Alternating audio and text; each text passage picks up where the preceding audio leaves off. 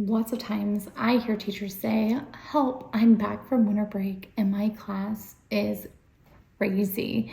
Today we are going to talk about tackling that with some classroom management tips that work perfect when you come back from a break. Today we're focusing on winter break, but really these classroom management tips can be used when you come back from any break. So let's get started. My first tip and my first thing that I love to do is to either introduce a new game or take a game that you normally already play and introduce a new theme.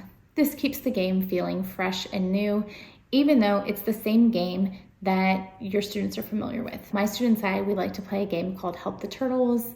It's a fun cooperative classroom management game. And so after winter break rolls around, I pull out Help the Polar Bears, which has the same general exact way that you play the other game, but this game has a new theme and it makes it feel new, it makes it feel fresh, and it keeps the class excited and ready to play. Tip number 2 is that you're going to make sure that you explicitly teach the new game or teach the same game that you've been playing all year long again, because kids, they need a refresher. And as you're teaching the new game, you're going to be going over your different classroom procedures that you want students to be remembering exactly what you expect them to do and exactly what you expect of them in the classroom. And so you're going to want to put that as like your goal. So maybe my class, they're coming back and I'm already noticing that like blurts is a problem. And so for the sake of this video, we can say that my class is going to work on blurting, and I am going to explicitly teach this procedure, and we are going to practice. That's number 3.